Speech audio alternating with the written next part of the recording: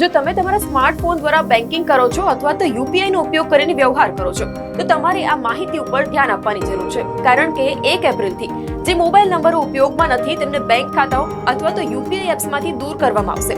સરળ ભાષામાં જો કહું તો તમે કોઈ નંબરને તમારા બેંક એકાઉન્ટ અથવા તો યુપીઆઈ એપ જેમ કે ગૂગલ પે છે, ફોન પે અથવા તો પેટીએમ સાથે લિંક કર્યો હોય અને તે નંબર રિચાર્જ ન કરાવ્યો હોય.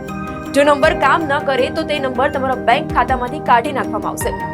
મીડિયા રિપોર્ટ્સ પ્રમાણે national payments corporation of India એટલે કે એનપીસીઆઈએ બેંકો અને એપ્સને 31 માર્ચ સુધીમાં આવા નંબરો દૂર કરવા માટે કહ્યું છે. અહેવાલો પ્રમાણે જૂના અને ન વપરાયેલા મોબાઈલ નંબરોને કોઈ પણ બેંક ખાતા સાથે લિંક કરવાથી ટેકનિકલ સમસ્યાઓ થઈ શકે છે. જો તે મોબાઈલ નંબર બીજા કોઈના નામે કરવામાં આવે તો છેતરપિંડીનો ભય રહે છે. સરકાર આવી પરિસ્થિતિઓ ટાળી અને લોકોને સુરક્ષિત રાખવા માંગે છે.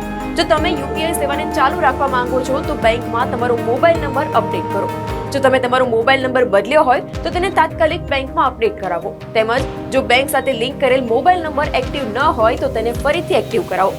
આમ કરવાથી તમે કોઈ પણ પ્રકારની મૂંઝવણ ટાળી શકો છો.